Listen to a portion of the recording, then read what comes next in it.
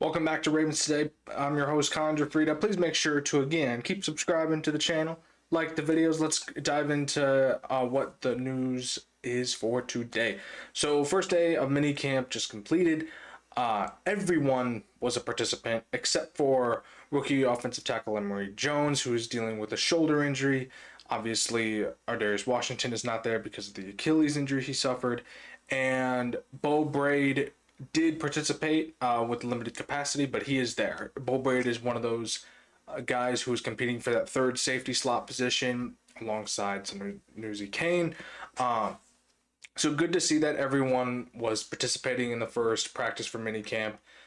Great to see that all the guys are there and ready to hit the ground running. Number of people were interviewed afterward. Lamar Jackson among them, talking about the bond he has with his wide receivers now that they were able to practice a little bit more together. Not just in this minicamp, but he referenced how he had worked with all of his wide receivers outside of OTAs and working on that bond, and hopefully it'll be that bond will be seen on the field. He had also mentioned Mark Andrews, and he had a passionate defense for him, saying that Mark is his guy. Mark and Lamar have a chemistry that goes back years, so no surprise there. He also mentioned he was asked, about his contract situation. He didn't mention anything. He said he will not talk about it. That's not surprising. Same deal, same situation when he was in contract negotiations the first time. So not really, again, not worried about this. I think that it'll be done right before the season begins. If not, it'll be done right during the offseason, so we don't have to deal with the cap hit that it comes with. Moving on, Jaguars and the Ravens have been rumored to be looking for a trade with Travis Etienne, the Jaguars running back. I'm not really sure how I feel about this. While Etienne is reliable, why do we need a fifth running back? We already got four. We got Henry, Hill, Mitchell, Ali. I mean, sure, maybe some depth pieces there in making the run offense a little bit more dynamic. But again, Keaton Mitchell is back. He's 100% back. So it just adds another body there, I mean, I guess they're trying to look at a contingency if Derrick Henry, takes less reps. But that's a weird one, It's kind of like we're looking at a spot we don't need. Look for a corner. Look for another pass rusher. Look for something like a void that's been in the Ravens' side for a little while now, years. So I'm not really sure how I feel about this rumor. I mean, while he is a great player, great for fantasy on most days, no, sorry, I don't agree. Don't agree with this. Don't see what the point is unless we get some more back than what we are giving, if that makes sense. The Jaguars just want to get rid of him, so they give us another pick in return, and EDC loves his picks, so we get another pick with it, and we just send over a 7th round pick or something like that. I don't know. But again, not really a huge fan of this rumor going around. Speaking of more rumors, is that Tyreek Hill and the Ravens have been linked. There have been some talks with the preliminary talks with the Dolphins on possibly acquiring Tyreek Hill.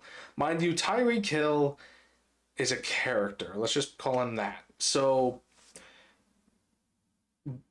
while I relish the fact of having Tyreek Hill on the Ravens, I think he would be awesome. It would be great. Tyreek Hill, one of the fastest players in the NFL on the Ravens. Come on. It's like when we first heard the news that OBJ was going to be a Raven, But that does bring some level of scrutiny to, with all of his past history and, and everything. It's kind of like, well, we don't really need a wide receiver now. We got Bateman, who was just re-signed to a contract extension.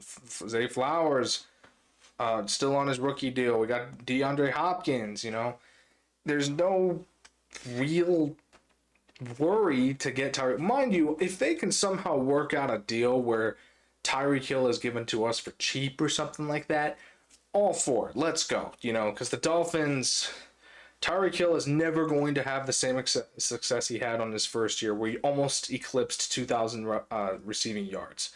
He's never going to hit that if he's on the Dolphins. Mostly because, and I hate to say this, Tua's injury prone. One more concussion, and I think he's gone. I think he should have been gone after the third, but he's still the Dolphins wide quarterback, so it's just not a good situation for Tyreek Hill, and even he said I'm gone. When the Dolphins were booted out of the playoffs on the last game, and it was the last game of the season, he said he wanted to be gone. Then he backtracked his statement, but again, it's like there's some animosity there that I feel like that the Dolphins are just ready to kind of move on from Tyreek Hill. So again, cool if we get him for cheap, but we don't need him. So I would rather look towards another investment elsewhere. And by the way, Tyreek Hill is more concerned right now with an Olympic track star and talking trash to him and trying to get him to a race rather than actually committing to the game right now. So I'd rather just move on from this rumor and just start looking elsewhere in terms of wide receiver depth, if that's what the Ravens are looking for. But again, what do I know, right? Anyway, moving on. T. Hagen Martin, quarterback coach for the Ravens, spoke with the media as well. He had mentioned he wants more Lamar this season. He wants to put even more on Lamar's plate this season. Goes to show how much the Ravens trust in Lamar, because Lamar had a career season last season. Over 4,000 yards passing, was top 5 in the league in touchdown passes. It was nuts. It was absolutely insane. Should have won MVP. Not just because of his stats, but anyway. That shows to me how much trust the Ravens have in Lamar, how much his coaches trust in him. So wouldn't be surprising to me if Lamar somehow eclipses that milestone this season as well.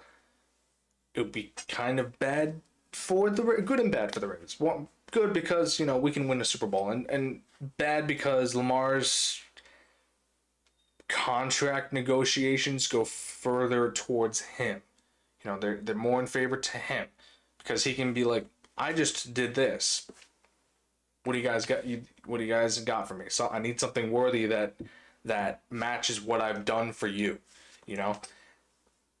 But again, I'm not going to go into speculation about the contract negotiations because again, we don't know anything about the contract negotiations. Only that they're in preliminary talks right now.